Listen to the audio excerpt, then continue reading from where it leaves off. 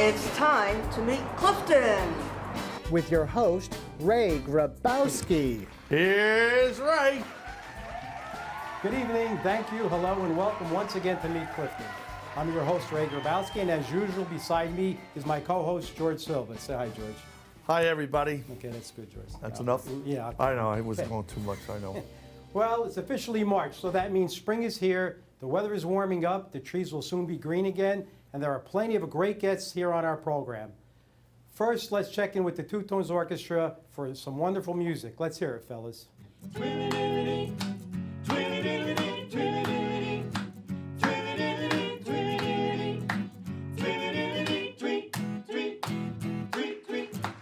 Tonight's guests for Meet Clifton are registered dietitian at St. Mary's Hospital, Joanna Niziolek. And from the Dutch Hill Association, Joan Sanford and Dolores Hortavorsky. And of course, music by the Two Tones Orchestra. All this and much more on Meet Clifton. Rockin' Robin, tweet, tweet, yeah, rockin' Robin, really gonna rock tonight. Oh, we go. Thanks for joining us tonight. As we have alluded to many times, our health is very important to the overall quality of our lives. One of the most important health issues today is that of obesity. What is it? What effects does it have? And how can we control it? Well, here to tell us more about it is registered dietitian Joanna Niziolek. Thanks for coming. Thank you. Still working on that name. Thanks, Joanna, for coming in. You're welcome. It's a really big topic because in the country, obesity, especially for me with the children, it's a big issue. I know adults have a big problem, but how many adults and children are affected with obesity in the United States? 1 in 3 adults are obese in the Okay. U.S., and children is about approximately 13 million children Okay. are obese. Okay. I'd like to concentrate a little bit on the children. We could go back and forth, but Yes. How is obesity measured? 'Cause 50 pounds overweight, I don't know what the formula is So here. we have a calculation that we do called the BMI, or Body Mass Index. Okay. It is calculated, derived using someone's weight divided by their height, their weight in kilograms divided by height in meters squared. Okay. So what exactly does that mean? I have no Okay, idea. so there's calculators that you can use online. If you just look up BMI calculator and you just plug in your height and your weight, Okay. and it will calculate it for you. For adults, a BMI of 18.4 or lower classifies you as being underweight. 18.5 to 24.9 is considered a normal or a healthy weight, and 25 to 29.9 is considered overweight. A BMI of over 30 is considered obese, and a BMI of greater than 40 is morbid obesity. Okay. And children's BMI, we calculate slightly different because as they grow, their body composition changes, and it's based on gender and age specific. So we base it on a percentile for their height and weight, for their age and their gender. And if a child is in the 5th or lower percentile, they're considered underweight. Anything between 5th percentile and 85th percentile is considered a normal, healthy weight. However, if you can stick to 50%, that's average, that's ideal. 85% and up to 95% is overweight, and above 95% we consider obese. Okay, but I know there's a lot of facts and figures here, but Yeah. if someone wanted to ask, let's say I'm a 5'9" man and 170 pounds should be my ideal weight. If you're 20 pounds over, that's not obese. Is there you say, well, if you're 50 pounds over what you should be, that's considered obese? I mean, is there There's any way no to... exact number. There's You no just got to exact plug number. it in. You have to Oh, plug so, it into okay. the equation. So it's actually. not, doesn't go by pounds? No, All right, unfortunately, so, because it's a proportion of your height to your weight. Right, okay. So, but we're saying approximately 13 million children are obese. I mean, Absolutely. in the United States, that's a And lot it's of children. growing. And it's growing, but And it's growing. Why? Why? Why? Okay. So because of our typical diets, our American diet is high in fat, high in sugar, high in excess calories. It's unbalanced. The portions are growing. Everywhere you turn, there's fast foods, convenience stores. It's making it easier and easier to feed our children these convenient, quick, and cheap foods. And these portions are not ideal for children. They're foods that are excess of fat, excess of calories. These are things that are adding up. Our children are not eating balanced meals. Right. We're drinking lots more calories with our specialty coffee drinks, our sodas, energy drinks, even juices. It all adds up. Our portions are growing. Right. And I think, you know, we spoke about this before the show. You have to blame the parents for the kids because, you know, the kids are going to follow what the parents tell them. Absolutely. I think we really need to educate the parents more Yes. about healthy diets. I don't know how you would do that, but there's health consequences to the children, right? Absolutely. And, The you know, parents need to be better role models. If the children are eating vegetables and fruits now, they're more likely to eat them as adults. Right. Same goes with eating fast foods and junk foods. If they're eating it frequently now, most likely they will be eating those types of foods as adults. Right. Now, the consequence of children being obese, it's multifactorial. We have children that are higher risk of having high blood pressure. They're at risk for developing high cholesterol. Those are both risk factors Right. that increase their risks of having cardiovascular disease. This is something we should not be seeing in children. And they also are at risk for diabetes, type 2 diabetes, which we normally see in adults. We're now Right. seeing more and more in children. These children are now developing, they're at a high risk for developing asthma, sleep apnea, depression, anxiety. Children who are obese are more likely to be bullied. So Right. it affects them socially and physically. Right, so I think, I hate to keep blaming the parents, but I think with child obesity, you know, adults, you know, we know the facts, we should work on it ourselves. Yes. But children, we have to direct them into the right area. Yes. Because, like you said, diabetes at a young age.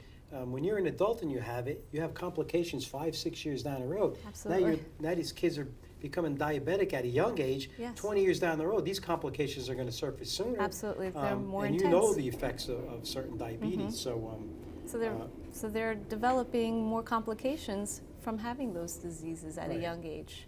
And it's Okay. harder to control. Right, so what So we- the parents should really try to offer their kids more fruits and vegetables, smaller portions, less fried foods. The fast foods, try not to do fast foods too often. Try to prepare your meals ahead of time. The more prepared you are, the better, more chances are Right. that you'll make better choices for yourself and for your children. And that's what I want to talk about. So if you don't mind, we're going to take a quick break. If you come back, maybe we can talk about some heart healthy diets and maybe some losing weight and how to keep it off. Absolutely. Okay, so we'll be right back with Joanna. Okay, welcome back. Joining me tonight is Mr. John DeGraff. He's Development Director at the Boys and Girls Club in Clifton, New Jersey. And they're having a special event coming up. I'd like him to explain a little bit to the people out there because supporting these events means a lot to the club. So, John, what do we have going on here? Thanks, coming Ray. up? Yes, we have the 11th annual casino night at the Boys and Girls Club of Clifton. And it's held on March 16th. It's a Friday night. And for $75 a ticket, you'll get $200 in play money. You get to play casino-style games, a nice buffet dinner, beer, wine, and soda, all included. And with the winnings, how they work it is you take your tickets at the end of the night, and you put them in raffle prizes, and you get to win great prizes. We have an Orlando vacation, Wow. big screen TV, 4 tickets to the one of the Yankee games in the Skybox with food and beverages. So we have some great prizes. Tickets are available, Okay. and we are looking for some All right, sponsors. so when you say casino-type games, what are we talking about? Blackjack, roulette? All of those, all your casino-type games with the dealers, we'll have. Oh, so you're going to have tables set up. It's going to be sort of like going to Atlantic City, but in Clifton, New Jersey. Absolutely, just be like walking into a casino. That's good.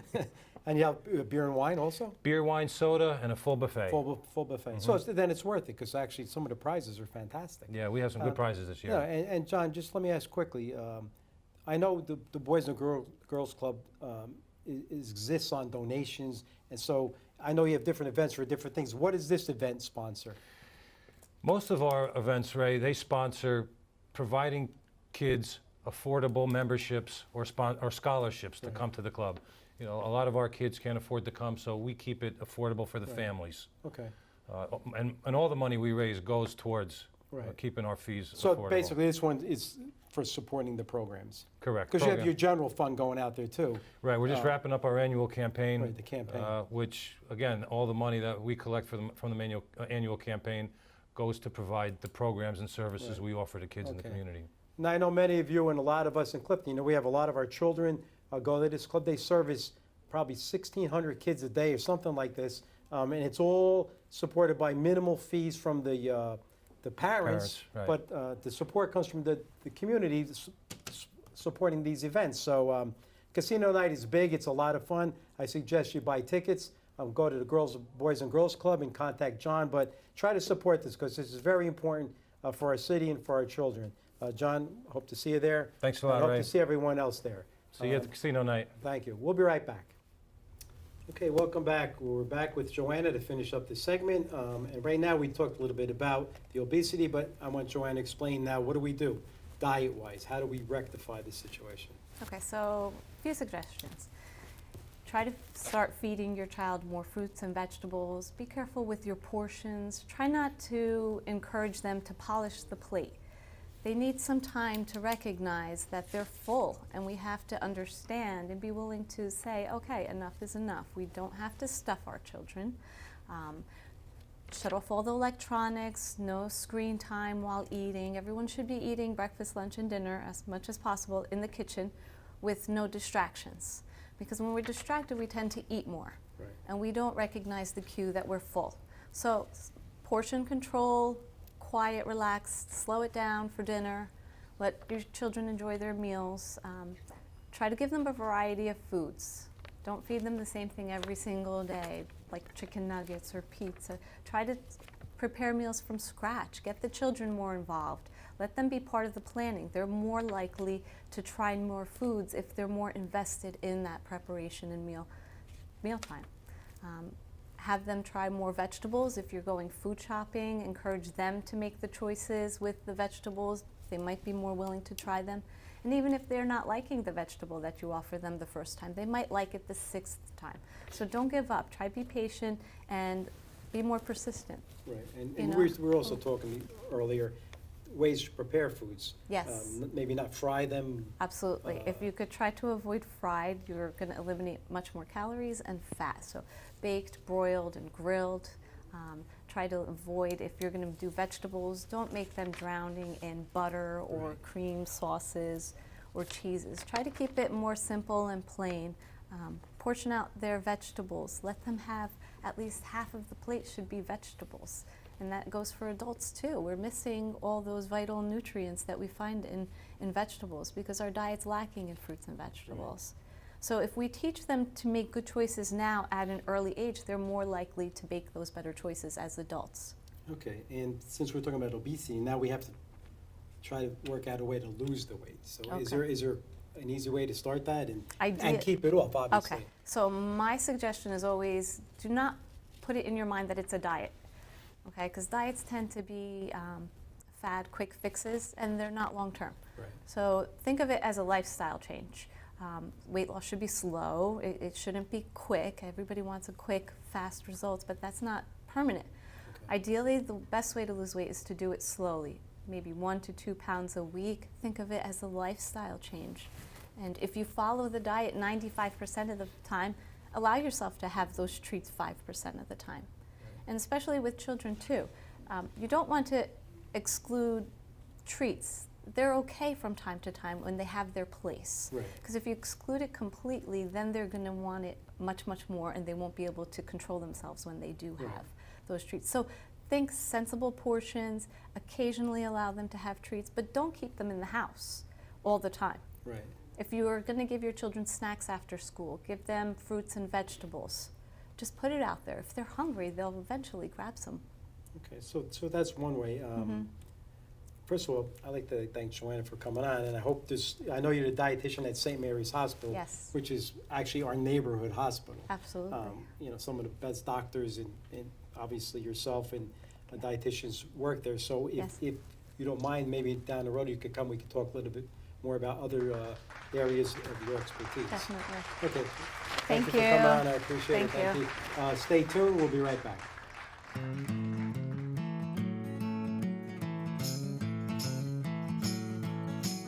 Well, bless my soul, what's wrong with me?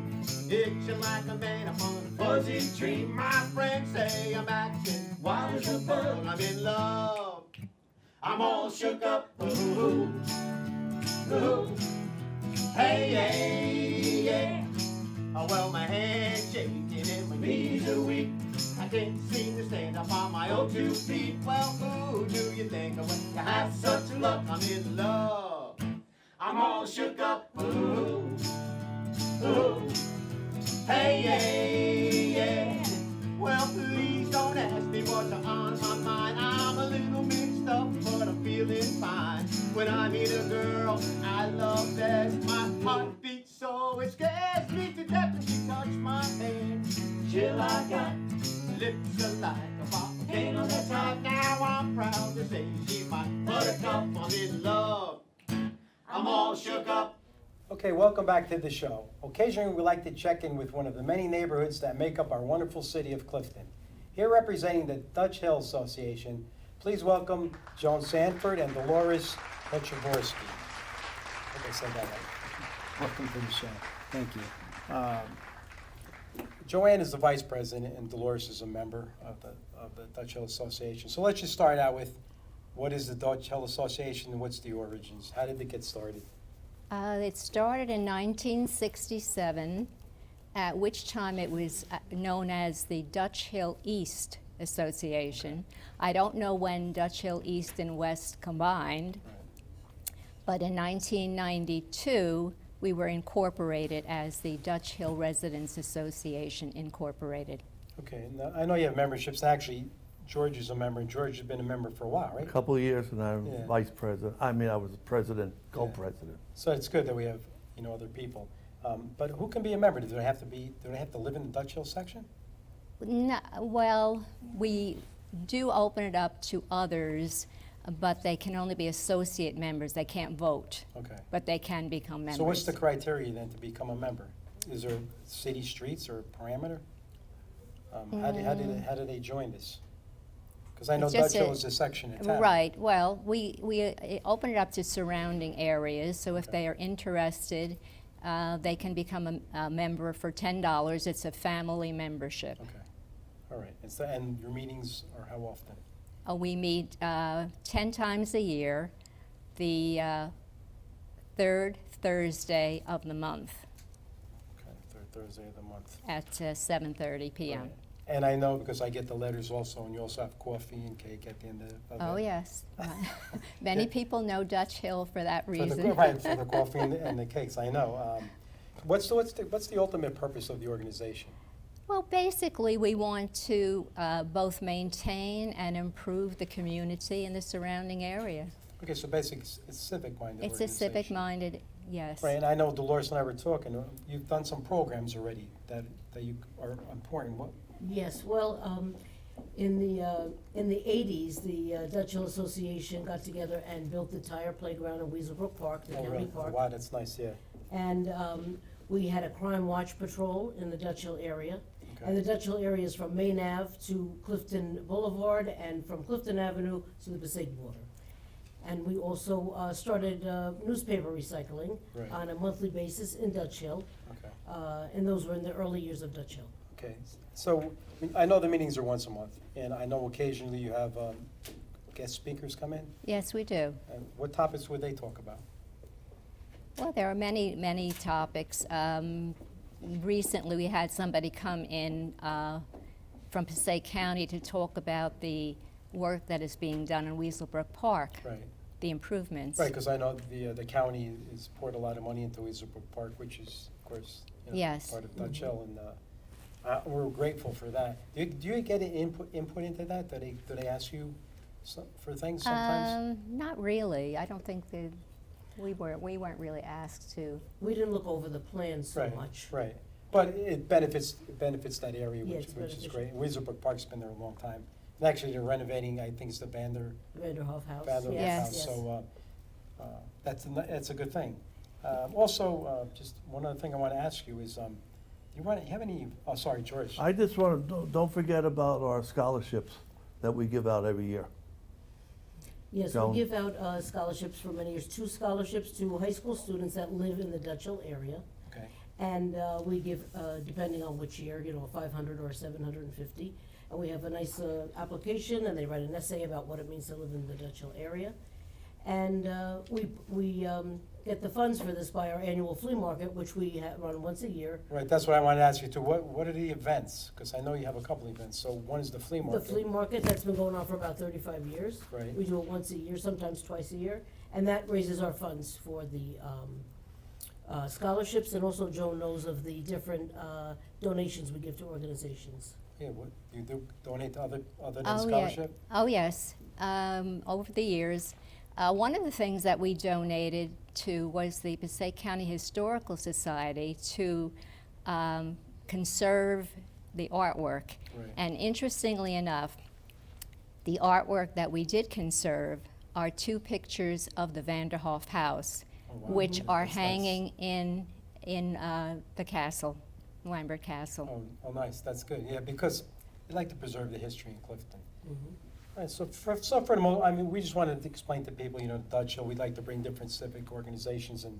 we appreciate you coming on and explain. If people want more information, I'm sure they could contact Dolores or Joan. We'll leave a little thing at the end of the show, and maybe get some members from this. But it's just nice to know that we have people like yourself that are helping out the town. Well, there's still more to Meet Clifton, but first, let's check in with our updates. Hello, Clifton and friends. Welcome to the updates. We have a few things happening in Clifton. The Theater League of Clifton is still having their Trouble at the Tropicabana, and that is at Mario's Restaurant on Van Houten Avenue. It's the Mystery Murder Dinner Theater, and tickets are $45 a person, includes a wonderful meal and the show. And they still have dates for March 3rd and 4th. March 10th and 11th, and you have a full meal, and the number is 973-928-7668. So please call for tickets. The show is wonderful, and the food is always really good. Then the Clifton Recreation Department is having a family bowling night. That is at the Garden Palace Lanes. That's Friday, March 16th from 6 to 8 p.m. Please get there by 5:45 so you can get everything together. You will also receive a free pizza and a pitcher of soda. And it is $40 per lane, and they suggest 6 people per lane to have a great time there. Again, that's Friday, March 16th. And also, Lambert Castle is having a few different functions happening. They have lectures and special events happening over there in the few months ahead. And also, they are having their Victorian tea in April. So please make sure you go to their site. They have it on a Sunday afternoon. They have sandwiches, all different types of teas, and they have 4 people singing the old barbershop quartet kind of song. So if you're into that, if you want to check it out, please do so. It's a wonderful event. So go to Lambert Castle and their site, and you can get all the information that's that you're interested in. So hopefully we'll see you at some of these events and enjoy what Clifton has to offer. Thanks so much. Does he love me? I want to know. How can I tell if he loves me so? Is it in his eyes? Oh no, you need to see. Is it in his eyes? Oh no, you make believe if you want to know. If he loves you so, it's in his head. That's where it is. Is it in his face? Oh no, that's just his job. In his warm embrace? Oh no, that's just his arms. If you want to know. If he loves you so, it's in his head. That's where it is. Oh yeah, it's in his head. That's where it is. Oh, love him and squeeze him tight.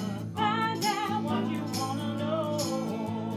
If it's love, if it really is, it's there in his kiss. About the way he acts. Oh no, that's not the way, and you're not listening to what I say. If you wanna know, if he loves you so, it's in his head. That's where it is. Well, that's the end of another episode of Meet Clifton. I'd like to thank our guests for coming on and sharing their information with us. From George and myself and the rest of Meet Clifton, remember, be good to your friends and family. Respect your neighbors. Keep Clifton close to your heart. This is a great city. Thank you. God bless, and good night.